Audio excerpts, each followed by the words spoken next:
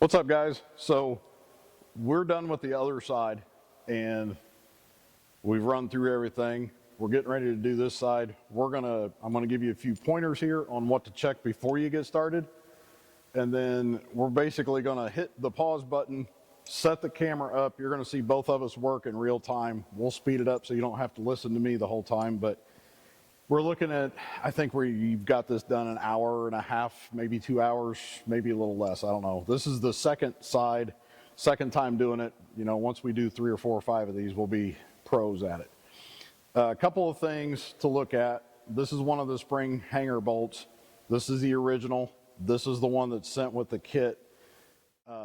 This bolt is a different size than this, and what ends up happening, I'm not sure if you're going to be able to see it or not, but the shoulder on this bolt, on the original bolt, is longer than the shoulder on the bolt that they sent us.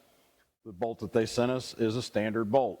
It's what's been around for quite a few years, but this is a 2013 model, and this model had this bolt. Make sure that you pull your bolts out and check the length of the shoulder itself. On this trailer, the spring hanger actually rides on the edge of the threads right here, and over time that will make this bolt fail. So I've got new bolts. We're going to put those in. They match this bolt, but I found another issue in the middle of all of this. We actually have a 2-inch spring hanger on all of the spring hangers are 2-inch. The factory springs are 1 3/4 inches. The RoadMaster springs are 1 3/4 inches. So basically what we're going to be looking at, and one of the reasons that I didn't get any cross bracing to install at this also is I knew I had some other stuff. But again, the factory shipped it this way. A 2-inch spring bracket, spring hanger, an 1 3/4 inch spring. So from the factory, the spring hangers were actually kicked in because they smashed them down at the spring. We're going to fix all that. It's not that big a deal. We just need to cut them and weld them and get them straight, make everything true, and we'll go through that. So check your hanger bolt length for the shoulder before you get started. Find a good trailer shop, and if you need new ones, honestly, I'd probably grab them from the trailer shop instead of waiting on something to ship. Here's another issue, not issue. The instructions in RoadMaster say to reuse the U-bolts. Some people think that's fine. If you've watched any of these videos, I overdo everything. We don't reuse U-bolts here, ever. They're one-time use. I can't get a close-up of this, but if you look at this bolt standing here the way I am, where the nut was, the threads are actually stretched. You can see it. The threads have stretched. They're actually a little thinner where the nut was. And if you look, you can see this. If you put the new U-bolt to the old U-bolt, you're going to see that my left, that side is straight, and the right side, the old U-bolt, is kicked out. What that means is it's been stretched, and now it's kicking out. It's not straight up and down. So yeah, you can squeeze this thing back together and get it into the plates. One, that's a big pain in the butt, and two, the bolt is not as strong as it used to be. Another thing, I don't know what these look like a grade 8 bolt material, but you never know. These are grade 8 bolt material. And then the place that we get them from, they build them while I wait. I've been using them for years. They use an extra heavy nut, an extra heavy washer. It's grade 8 material, fine thread, and they're long. So basically what we're going to end up doing is we're going to get them up in there and we're going to cut just a little bit of this off. I wanted the extra threads to make sure that I've got plenty of clearance. So if I'm doing it in our shop, you're going to get new U-bolts. If you're doing it at your house, the instructions say you can reuse the old ones. That's a matter of opinion. And again, I overdo everything. I like to make sure that the suspension is not going to move. But that's pretty much everything that we need to do to get prepped. We're going to give you a tool list when we get done. We went through the last time and we wrote everything down, but we want to make sure that we got everything. Parts list is pretty straightforward. So we're going to get this thing set up. Noah's going to crawl underneath, and we're going to tag team this thing so we can get it done quick. Hey guys, grab a pen and paper. We've got your tool list here. A couple of these are optional. You don't necessarily need a big impact wrench, and you don't necessarily need a small impact wrench. It helps what's going on. Definitely need a drill. Make sure you've got this drill bit, and it needs to be exact. It's a 21/64 drill bit. And then I'm going to go through the list here. You need a 3/8 socket. The 3/8 socket's going to come in if you've got anything attached underneath. Those self-tappers that the factory uses, they're almost always 3/8. We use the 7/16 impact socket to drive in the shoulder bolts that hold the springs to the shackles. This gets it. If you've got a wet bolt, the socket gets over the grease zerk. These are optional. You don't necessarily have to have them. The rest of this is not optional. You need a 9/16 socket, a 5/8 socket, 11/16, 7/16, and 7/8 socket. All of these sockets are going to be used in the install. Let's get a 11/16 wrench, a 19 millimeter wrench, a 13/16 wrench, and you're going to need a 19 millimeter socket, and that's all on the shock hardware side of things. The suspension kit itself is all standard, and the shock installation kit is metric, but there's only a couple of sockets there. You definitely need some red Loctite. The instructions will have that. You definitely need a center punch. The center punch comes in when you're driving the bolts out for the spring shackles.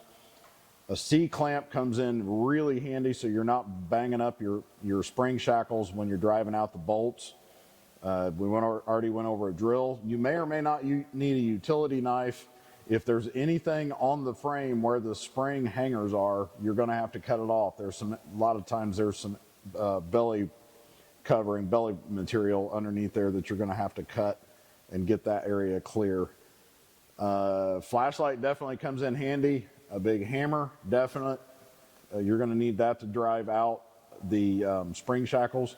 Definitely need a torque wrench. There's a good amount of torque bolts that need torque to specs. If you're going to go with impacts, you need a couple of extensions. If you're doing impacts and extensions, a swivel will help you in a couple of tight areas. We've got a couple of adapters here. You make sure you've got safety glasses going on, because when you're drilling this stuff, you're going to be laying on your back. If you watch the video, we've got a better way to drill, but you still need safety glasses so that you're underneath there. And then last but not least, something to mark everything with.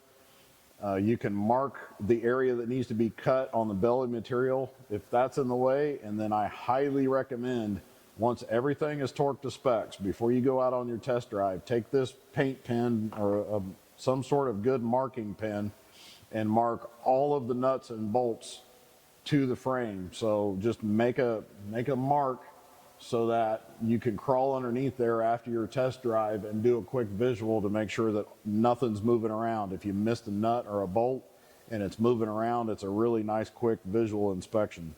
But that's all of it. You can fast forward, rewind this stuff. We're going to get back into the installation and get this thing put together. Hey guys, we're back. Noah's getting ready to crawl underneath, and we're going to get started.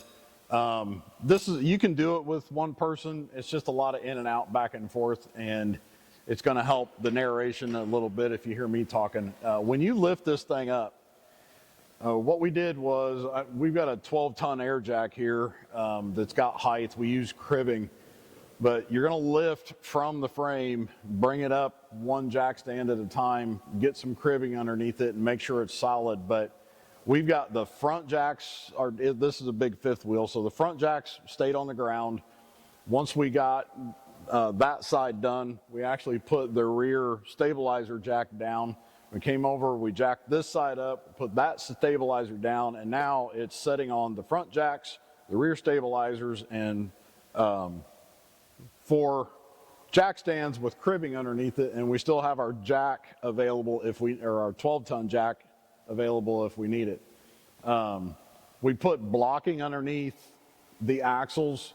You can let them droop if you want to. It's just, I'd rather have them out of the way. are up, and these brake electrical wires are getting just a little tight. So they're super stable. We use them all the time. So anyway, we're going to get started, and you need an impact.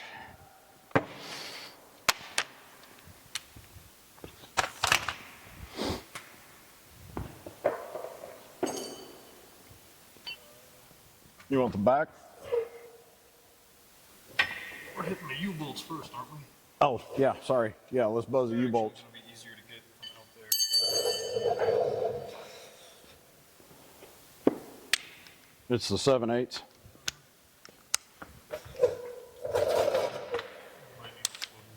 I've got impact sockets, 7/8, a swivel, a small extension. And we're going to buzz these things out.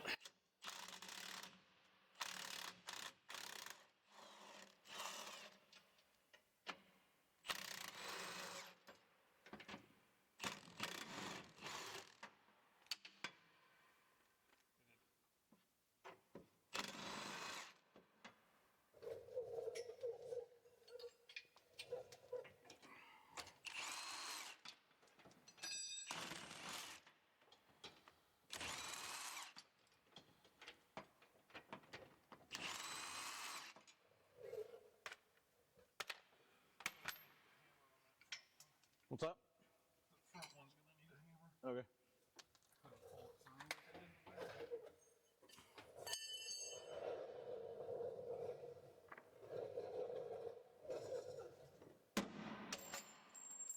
You mean like that?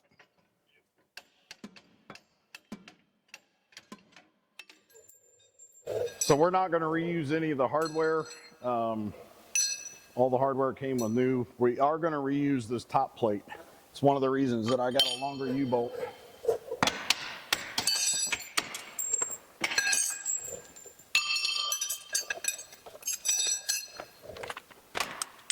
You want to take the back one out first? Sure. That way we're not dropping in the middle. Yeah. Don't forget to tell them what we're doing. It'll be interesting to see if we keep the audio. It may be comic relief. So we're doing the back. This bolt's splined, so I don't need a wrench on this. Oh, wrong. What size is it? Smaller one. 13/16? Still too big. 16ths is the one. All right, wrench sizes. And yours could be different. These, some of these bolts are different sizes, but this is 11/16.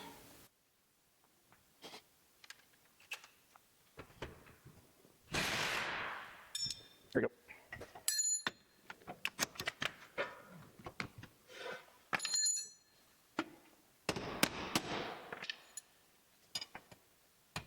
I got it. It's not under as much tension. Yeah.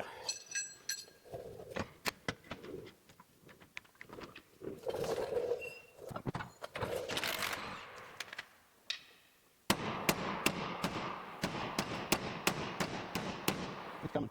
Yeah. I think it's through.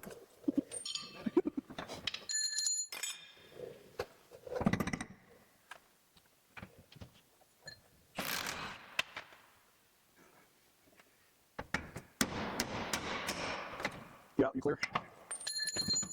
Let me grab this side. Can you get that side? Let it down. Oh, not on the wires.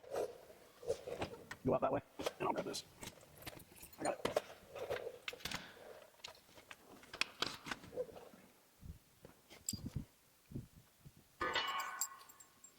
Roll up there, mark it. There's no grunting in baseball. I already know we're not going to be able to slide it all the way up. This is pressed right up against the side. Yeah, but we're going inside, aren't we? Yeah, it's pressed right up against the... It goes on the outside. Okay, take it off. What do you need, that small socket? Oh, that's the one that we had on the small nut driver.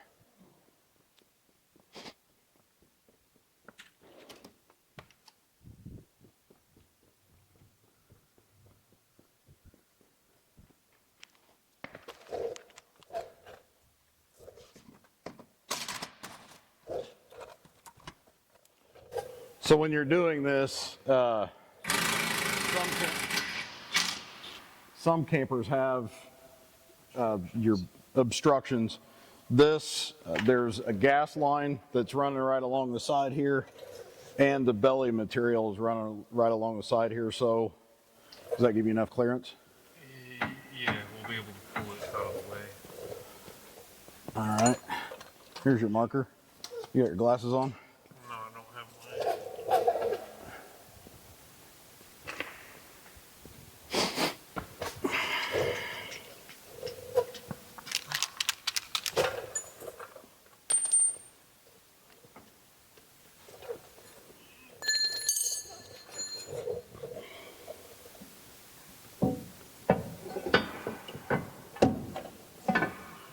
Make sure you have Hold it, not just hold it for a second.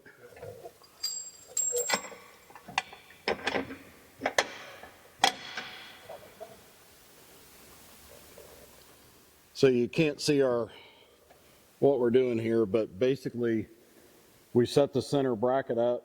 We've got some underbelly material. Noah's going to mark it where it needs cut.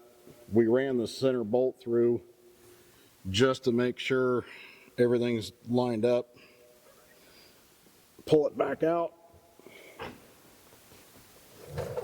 Bolt's in a bind. Let it.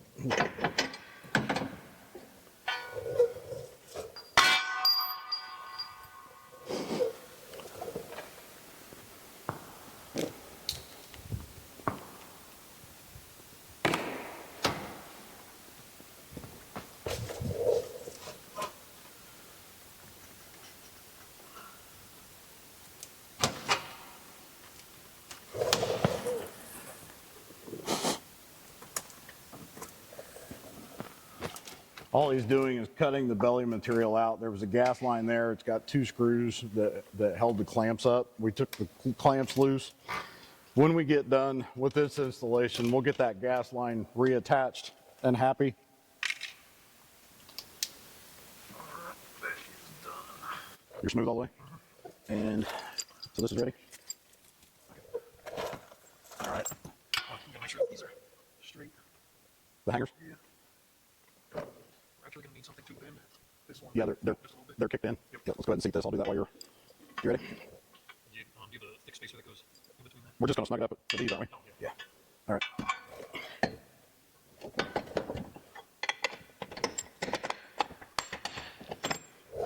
You want to screw?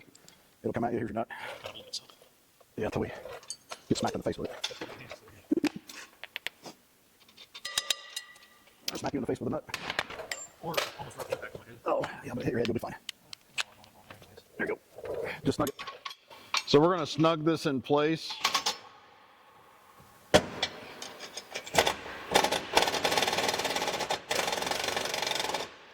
You're good. We've snugged it into place. There's 2 holes up here and 2 holes back here that need drilled into the frame. And the drill bit size, what did I go get? 2160. Yeah, it's a 21/64. It's kind of an oddball size, but there's there's 4 self-tapping screws that are going to go into this thing, and we want to make sure we're nice and square, and we're not. Hang on.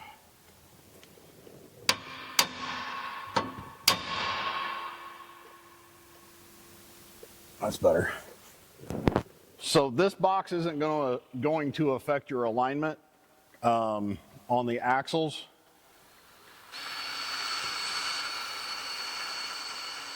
But you want it as square as you can get it because the springs are going to slide up and they actually slide back and forth and they slip back and forth in this box. So get it nice and true. I just moved on. Barely, but there.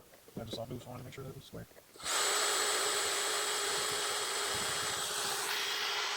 You want to drill like that or? No, I'm just marking them. And then we can do the jack jerking so it's got even pressure instead of me pushing up on it super hard and wearing my elbows. Yeah, but you need to work out. That's not the kind of workout I want. So all we're doing right now is drilling the hole, get a good mark.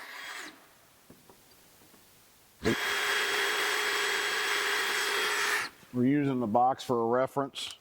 We'll loosen things up here. Put your impact down there. Yep.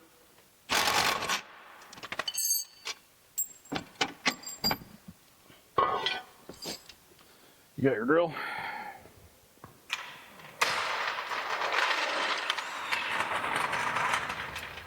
All right. So there's a lot of ways to do things. We kind of like it the easy way. Which one? Get your drill square. So you can see square a little better than I can down here. Are you good?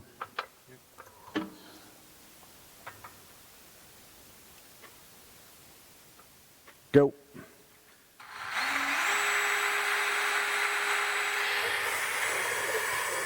So all we're doing, we're drilling a hole for a self-tapping screw. Just a little bit of pressure right here. He doesn't have to blow his arms apart. It doesn't hurt the drill. You can hear the drill as it loads up. Just don't get it too tight. And you've just made yourself a upside down drill press, basically. You hear the drill load up a little bit.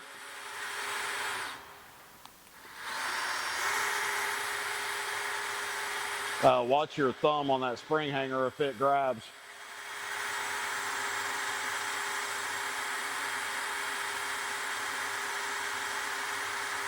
It's coming through.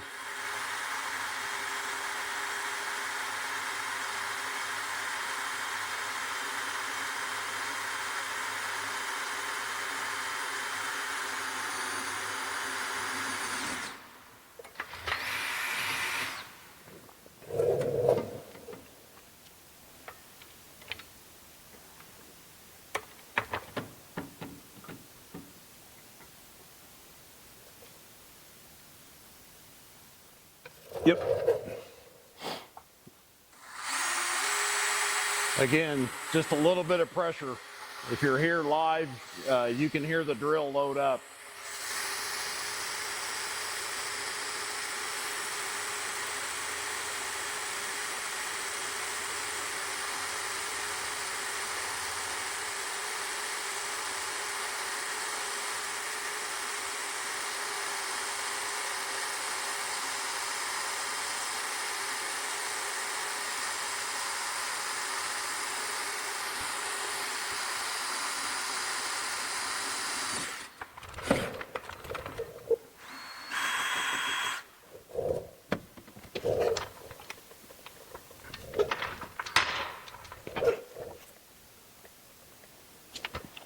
Send it.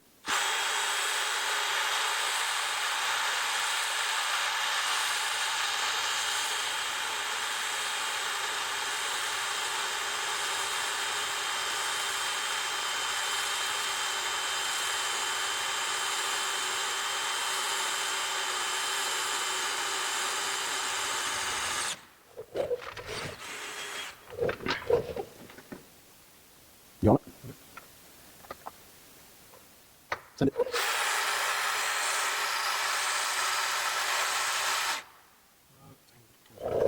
Push the bottom from me. Towards the side. Better? Yep.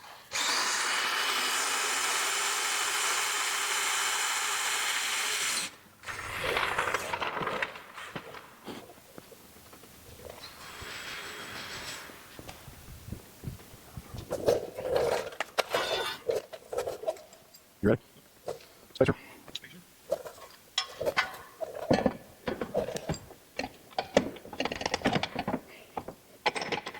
You ready?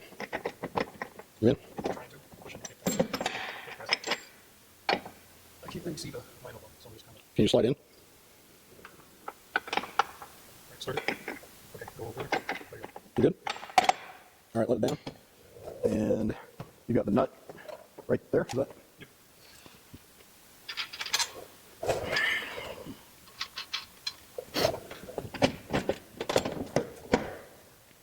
Are our holes happy?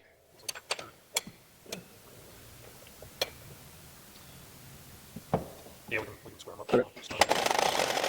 Yep.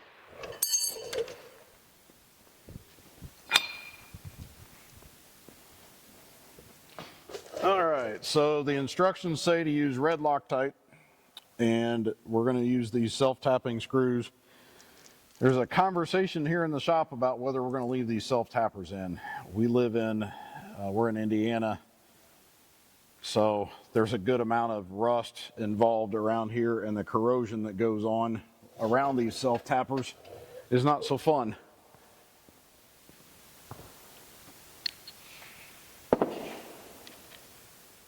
You've got your little impact, or you want your big one? I have both. Little impact and We'll find out if that. the little one can drive them. I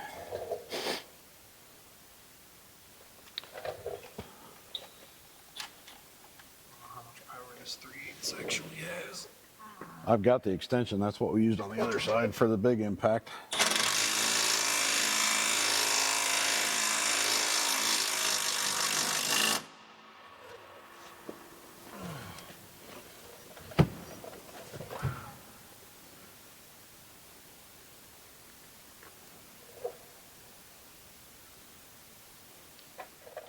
So it's not about strength so much.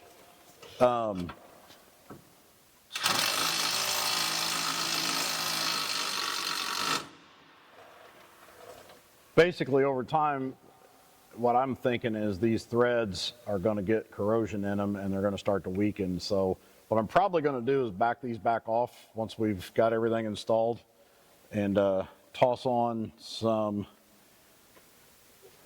some nuts and bolts, put some anti-seize in there, just make it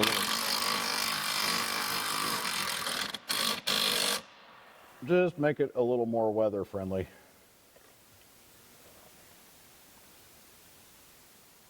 Again, you can do this by yourself, but you can already see there's a lot of up and down, so it's nice to have somebody around. These are going to get torqued to 40 foot-pounds. Let's make sure everything's square. Actually loosen them up just a smidge because we're off just a bit.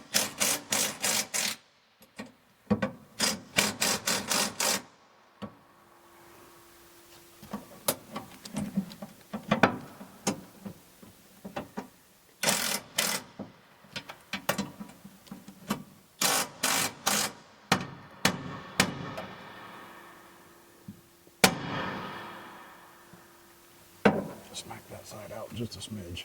It might be out by a... Yep, we're good.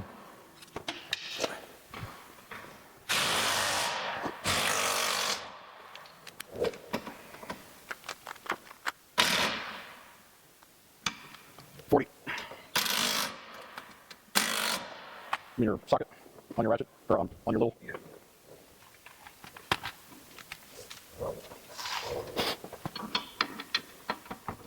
All right, while he's torquing this down, this is the old suspension, just came off, but you should be able to see. Look at the play and the bolts. The bolts are wore out, the shackles are wore out, the equalizer's wore out. These holes are oblong. The suspension's shot. We knew it was shot, but part of what we're eliminating is all of this movement. And when we're done, it's going to move at the back spring hanger, just barely. Mostly what's going to happen is when the axle takes a hit, it's going to push it up, and the slipper is going to slide in and slide back. So the action is this way instead of this. And that's a huge improvement.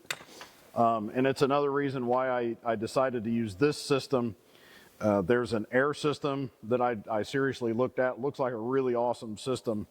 But it's slowing this movement down, slowing the travel down, but it's still using all of the same components or similar components.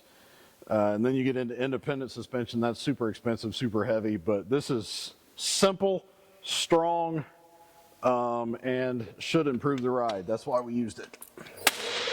You're ready for a spring, aren't you?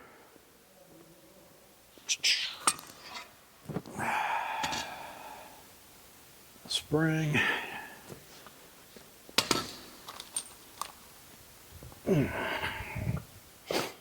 You want to do the front? Where you at? I'm in the middle, so whichever one. Yeah, we can do the back. I'll mention again the difference between. We did, what's that? I'd mention again the difference in the bolt that came with it and the one we just replaced it. Gotcha. My supply shop had these bolts. They're the right width, the shoulder's right and everything. They're actually the beginning of a wet bolt. We're not going to grease these things. It's all they had. They were out of inventory on the other ones, and they weren't going to have them until next week. So the strength is the same, but they fit. That was the key. Yeah, the wire goes on the outside.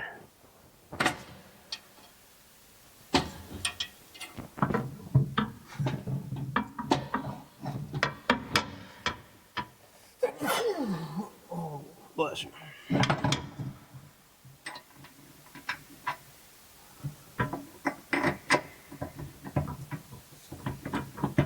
Yeah, buddy. This thing's tweaked. Let's hang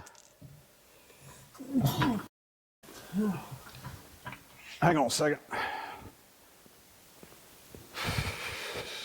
Drop that spring down a little bit for a second. We didn't straighten that bracket up.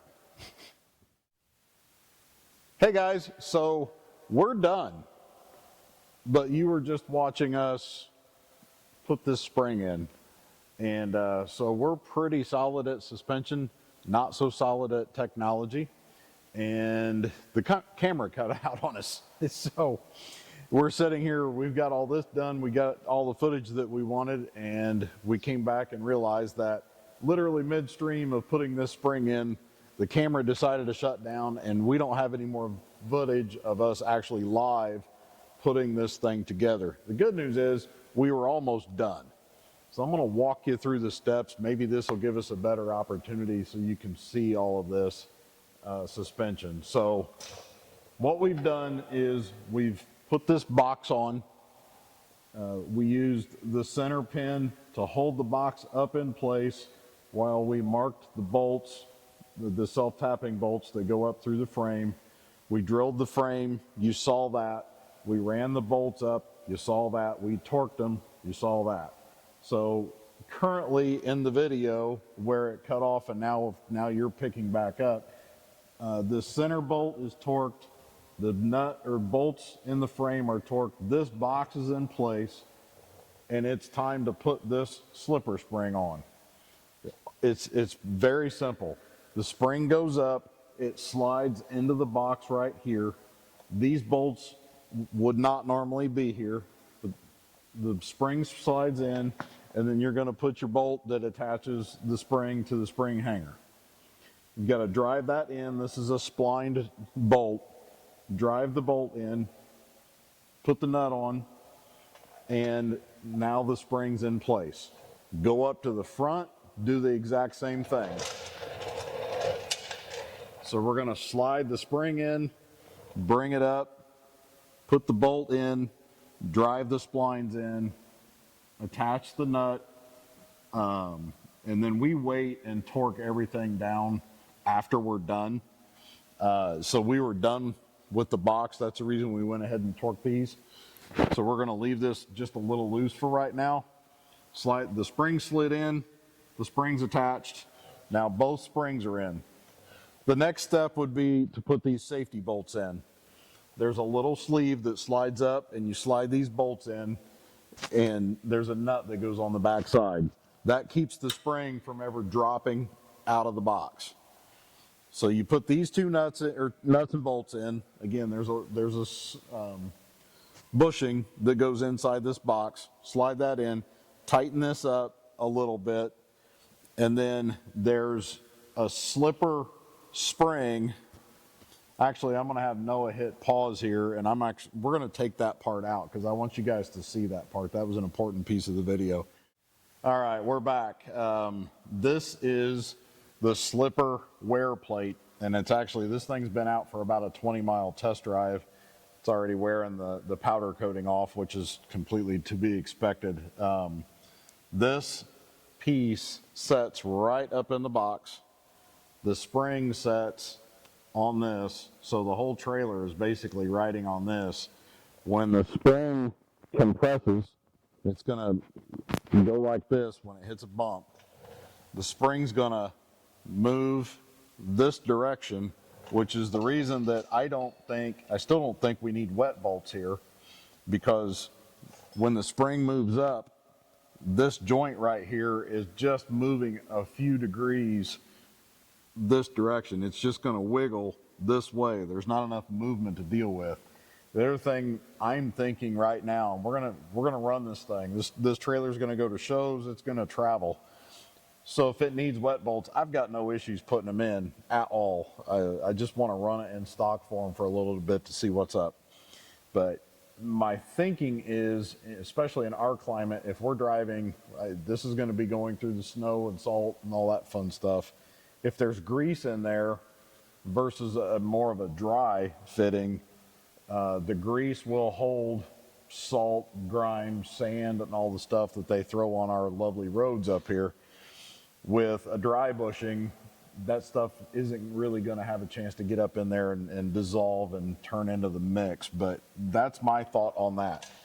RoadMaster didn't put wet bolts in this. They're a pretty smart company, and I think that's their thought process. But anyway, we're back to this.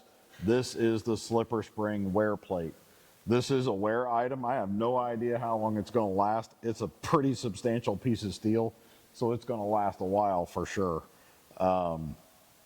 But it sets up in the box. The spring rides right here. It's bolted in right here. You torque those down, and that's what's going on. So the only thing that you've missed us doing is we installed the rear spring, we installed the front spring, we put the 2 safety bolts in, we slid, this piece goes in here, goes up, gets bolted in on the front and the rear, and then we're done with the system itself. We'll torque everything down, and then it's time to put the U-bolts in. I got U-bolts that were longer than we needed. We ended up cutting them down after we got everything straightened out. I'd rather have them a little too long and cut them down than have them a little too short. The shocks, you can see the shocks now. Once we figured out the alignment, later on in the video, you're going to see there are little wedge brackets, and on the inside, the wedge wants to be facing, the thin end of the wedge wants to be facing down to the shock.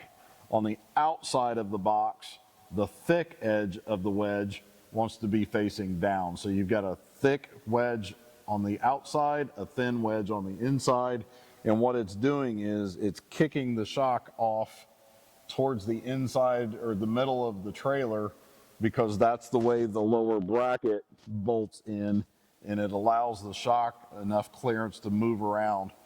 It took us 15-20 minutes to figure out how all the bolts go. You're going to see that in a video here or later on in this install video. But like I said, once we got the first shock, got all the orientation right, the other 3 shocks took us 10-15 minutes to put all 3 of them together. The other thing I'll say about putting the shocks in, leave the hardware loose. So put your top 2 bolts in, put the bottom bolt of the shock together, or I'm sorry, put the top 2 bracket bolts in, leave them loose, put the top shock bolt in, tighten it, snug it up, but leave it loose enough that you can still rotate those flat wedges, and then you'll use just a little bit of pressure and slide the bottom bolt to the shock in, and then once it's all there, the first thing you want to do is get your wedges so that the wedge is following the shock, because all you're doing is you're kicking that bolt out so that the bolt follows the shock, which is traveling off towards the center of the trailer. It'll make sense when you see it. So once you've got the top snugged up so that the wedges aren't moving anymore, get it decently snug, and then go down and attach the 3 nuts and bolts to the bottom bracket, and then your shock's going to be located. Once the shocks are located, the U-bolts are down, everything's on. What we do here is we'll go through and we will literally final torque everything. I make a comment later in the video to go in and paint mark everything. So basically what we're going to do, I don't have a paint pen here, but let's pretend like we did. I'm just going to take and make a mark right here and pull it down onto the edge a little bit, and that's my alignment mark. If this bolt moves, it's not going to be in a line, and I can literally crawl underneath the trailer and in 2 minutes look at all my bolts and see if anything's moving. If something's moving, it's not torqued right, we know we've got an issue. So underneath on the inside, you can see there's all kinds of little paint marks. You can pick one of those paint pens up at your auto parts store, has them. That's where we get them.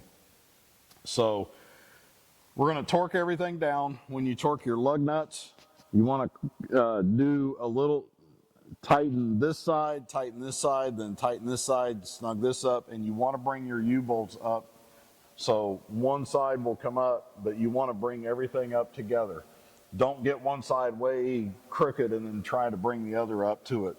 Snug them up uniformly and tighten them down in an X pattern to make sure that everything's nice and uniform. You want your U-bolts straight up and down. That's important. All this geometry needs to be straight up and down or straight sideways. The only exception would be the shocks, obviously. And then once you've final torqued everything, paint marked everything, you're pretty much done. So we're going to put this back together again, put the wheels and tires on. We've already taken on a test drive. I'll talk about all that later on in the video. So sorry for the technical issues. We've got another trailer that's coming in. We're going to put the same system on for a customer here real soon. I think what we'll do is we'll go ahead and do a second install video, maybe cover anything. If you guys have questions in this video, put the questions in there, and then when we do a second one, we will refine our processes a little bit and just keep helping out and getting a little bit better at this stuff. But I think I'm done talking. You're going to jump back into the video and see some of the commentary as we went, and we're going to put this thing back together again and keep going. So again, thanks for watching. See you guys. Hey guys, we're going to do this on the bench. It's impossible to get a shot underneath, but it's hard to get all of these pictures oriented. So the top of the shock, the arrow points up. You've got your shock body here. You're going to take a bolt and a washer. You're going to slide it through. Put a washer on. Put a spacer on. And then this is where it gets a little weird. You put your wedge washer in, and you want the big wedge on the outside of the spring box that's already installed. So we're still on the outside of the spring box. Now the spring box is going to go right here. Now the bolt goes through the spring box, and this next wedge washer, you want the small side facing down. So on the outside, big facing down. On the inside, little facing down. Put a washer in, put a nut on, and tighten this assembly up. And you want the wedge, the big wedge and the little wedge to follow the bottom of the shock. Because what you're doing is you're kicking the shock out away from the housing or the slipper spring box. On the bottom side, you've got 3 holes close together and a long hole. This is all adjustable, and it's going to depend on what trailer you're working on. But you want this shock to be at a 30-degree angle, and you want it to land in here. You may have to drill a hole. It depends on your setup. I didn't have to drill a hole in mine. And then it's a pretty simple. The shock is setting down. This is attached to the top plate that's already got the shock kicked down. So your top 2 bolts go in, small bolts, they bolt through and nut up pretty simply. Those are there. And then your shock is a bolt and a washer. That's going to go through. and then you're going to put another washer, a spacer, and then that whole assembly is going to go through your plate, and then a washer, and I don't have the right nut here still, but anyway, a nut goes on. So your shock is going to set like this when it's all said and done. You want your shock to be at a 30-degree angle, and these spacers are kicking everything away. I hope that makes sense. We're going to grab a couple of still pictures and insert them into the video. Maybe that'll help a little bit. The instructions are decent, but you get underneath and you're upside down and all that stuff. It gets weird, but I hope that helps.